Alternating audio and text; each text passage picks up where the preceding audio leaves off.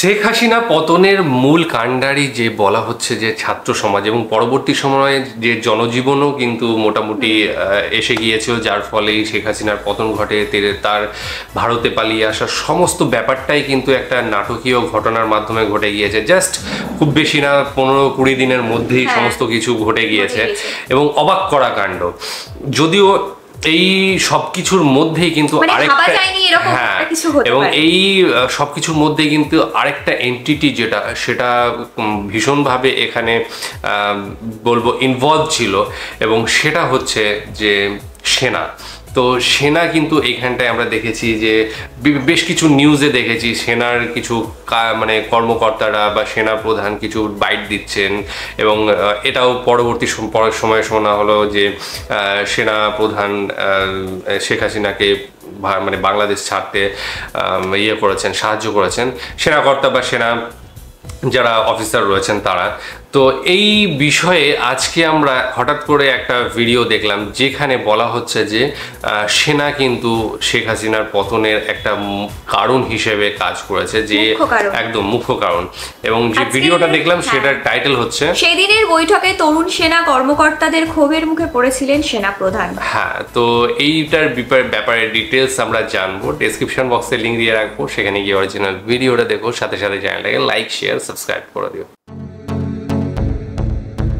শেখ হাসিনা ক্ষমতাচ্যুত হওয়ার কয়েকদিন আগে সেনাবাহিনীর তরুণ সেনা কর্মকর্তাদের ক্ষোভের মুখে পড়তে হয়েছিল বাংলাদেশ সেনাবাহিনীর প্রধান জেনারেল ওয়াকারুজ্জামানকে। ভারতীয় সাময়িকী দ্য উইকে শনিবার প্রকাশিত এক প্রতিবেদনে এমনটাই বলা হয়। এতে বলা হয়, 2 আগস্ট এক বৈঠকে তরুণ সেনা কর্মকর্তারা দেশের পরিস্থিতি নিয়ে ক্ষোভ প্রকাশ করেন। প্রতিবেদনের বৈঠকের সঙ্গে সংশ্লিষ্ট একটি সূত্রের বরাত দিয়েছে দ্য উইক।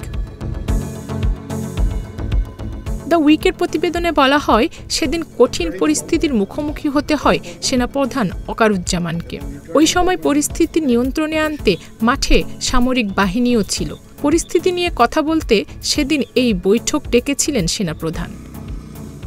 সূত্রটি দ্য উইককে জানায়, সেনা কর্মকর্তাদের মধ্যে জমে থাকা ক্ষোভ প্রশমনে সেনাপ্রধান সেদিন বলেন, যদি অগণতান্ত্রিক উপায়ে ক্ষমতা হস্তান্তর হয় তাহলে বাংলাদেশ কেনিয়া বা আফ্রিকার অন্যান্য দেশের মতো হয়ে যেতে পারে। তিনি বলেন, আমাদের দেশে 1970 সালের পরে এমন গণবিক্ষোভ আর কখনো হয়নি, তাই এটি ব্যতিক্রম ঘটনা।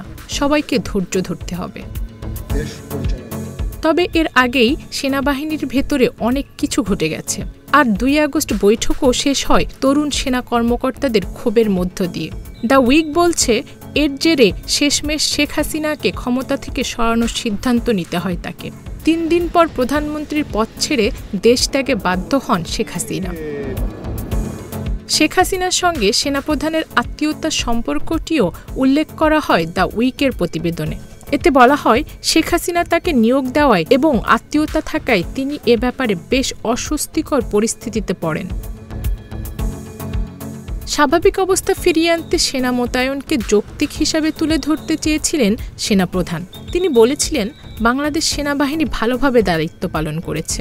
তারা 1719টি গুলি ছুড়েছে, 14,000 ফাঁকা গুলি ছুড়েছে এবং দেশের বিভিন্ন স্থানে সহিংস জনতার মুখোমুখি হয়ে 31টি উত্তপ্ত পরিস্থিতি সামাল দিয়েছে। এরপর একের পর এক প্রশ্ন আসতে থাকে। তরুণ সেনা কর্মকর্তা মেজর মোহাম্মদ আলী হায়দার ভূঁইয়া সেনাবাহিনীর ভূমিকা ও এর বৈধতা নিয়ে প্রশ্ন তোলেন। নিজের বক্তব্যের পক্ষে যুক্তি হিসাবে তিনি পবিত্র কোরআন থেকে উদ্ধৃত করে এমন দমন পীড়ন এর বিরুদ্ধে মহান আল্লাহর করুণা ভিক্ষা করেন। এতে যুক্ত না হওয়ার কথা বলেন তিনি। সেদিন সেনাপ্রধান শুধু বলেন আমিন। ওই পরিস্থিতিতে সেনাবাহিনীর উপর মানুষের অসন্তোষ বৃদ্ধি পাওয়া নিয়ে শঙ্কা প্রকাশ করেন মেজর হাজেরা জাহান। ওই সময় তিনি শিশুদের প্রাণহানি ও এর ন্যায্য বিচার হওয়ার উপর গুরুত্ব দিলে তাতে একমত হন সেনাবাহিনীর প্রধান general Wakeruzzaman. Rapid action battalion RAB ও বর্ডার গার্ড বাংলাদেশ বিজিবির কয়েকজন কর্মকর্তার কর্মকাণ্ড গ্রহণযোগ্য নয় বলে উল্লেখ করেন আরেক কর্মকর্তা। ওই সময় সেনাপ্রধান বলেন, পরিস্থিতি স্বাভাবিক হলে এগুলো দেখা হবে। সবশেষে সামাজিক চাপ ও হয়রানির মুখোমুখি হওয়ার ব্যাপারটি তুলে ধরেন তিনি। ওই সময় হতাশা প্রকাশ করে আইয়ুব বাচ্চুর একটি গানের প্রসঙ্গ উল্লেখ করেন জেনারেল ওয়াকারুজ্জামান। আমরা এখন মহামান্য রাষ্ট্রপতির কাছে সরকারি চাকরিতে কোটা সংস্কার আন্দোলনকে ঘিরে গত জুলাই থেকে উত্তপ্ত ছিল বাংলাদেশ। ওই আন্দোলনের দমন পীড়ন শুরু হলে দ্রুত আন্দোলনের বাঁক ঘুরতে থাকে। একসময় সরকার পতনের আন্দোলনের দিকে যায় বিক্ষোভকারীরা। পরিস্থিতি সামাল দিতে ব্যর্থ হয় সরকার। ছাত্র জনতার গণ অভ্যুত্থানের মুখে গত 5 আগস্ট প্রধানমন্ত্রীর পদ ছেড়ে ভারত চলে যান সাবেক প্রধানমন্ত্রী শেখ হাসিনা। বিভিন্ন গণমাধ্যমে প্রকাশিত প্রতিবেদন থেকে জানা যায় বর্তমানে ভারতে রয়েছেন শেখ হাসিনা। তার ছেলে সজীব ওয়াজেদ জয় হাসিনার রাজনীতিতে ফেরার বার্তা দিয়েছেন। তবে তিনি কিভাবে আবার দল গুছিয়ে নেবেন তা এখনো বলা যাচ্ছে না। এই পরিস্থিতিতে আমরা হাল ছেড়ে দিতে পারি। Zulekha Parveen, independent digital. ভারতীয় সংবাদ মাধ্যম দ্য উইকের প্রতিবেদন থেকে আমরা যেটুকু জানতে পারলাম, সেই সময়টা তিনি সেনাপ্রধান ছিলেন ওয়াকারুজ্জামান, ছিলেন না, এখনো রয়েছেন, সরি। তো তার যে ভীষণ রকম মানসিক চাপ তৈরি হয়েছিল তার মধ্যে, সেটা বোঝাই যাচ্ছিল। কারণ তিনি একাধারে ছিলেন রাষ্ট্রের সেনাপ্রধান, আবার অন্যদিকে তিনি শেখ হাসিনার মারফত সেখানে নিয়োগ হয়েছিলেন এবং তিনি কিন্তু শেখ হাসিনার একজন আত্মীয়। তো এই জায়গায় তিনি একটা ধর্ম সংকটে পড়ে গিয়েছিলেন যে কোনটা অবশ্যই দেশ সবার আগে হওয়া উচিত, যেটা উনি করেছেন, এবং সাথে সাথে শেখ হাসিনার যেটা তার আত্মিক সম্পর্ক বা আত্মীয়ের সম্পর্ক, সেইটা কিন্তু তাকে বিসর্জন দিতে হয়েছে এবং সেটা কাম্য, সব জায়গায় কাম্য যে আগে দেশ তারপরে কিন্তু অন্যান্য কিছু।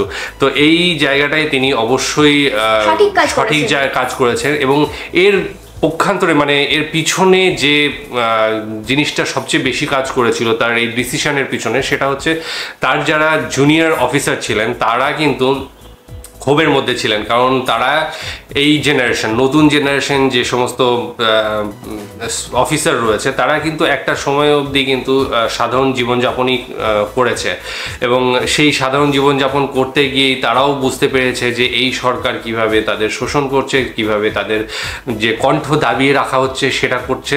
তো সেই জায়গা থেকে মুক্তি পাওয়ার চেষ্টা কিন্তু তারাও করেছে এবং তার পরবর্তী সময়ে দেখা গিয়েছে যে তারা সেনাতে ভর্তি হয়েছে, কেউ হয়তো ডাক্তার হয়েছে, কোনো অফিসার হয়েছে, একটা সময় গিয়ে হয়েছে। কিন্তু সেনা একটা আলাদা জিনিস, তারা সব সময় যে কি বলবো ডিসিপ্লিন মেনটেন করা সেটা কিন্তু করে। তাদের যে একদম মোরালিটি কিন্তু সবসময় উঁচুতে থাকে, সবার উঁচুতে থাকে। কারণ তারা যদি মানে ইয়ে হয়ে যায়, কি বলে ওটাকে, ঘাপলা হয়ে যায়, তাদের মধ্যে যদি ঘাপলা হয়ে যায়, ঠিক না থাকে, ওটাকে কি বলে যেন, ওয়ার্ডটা পাচ্ছি না।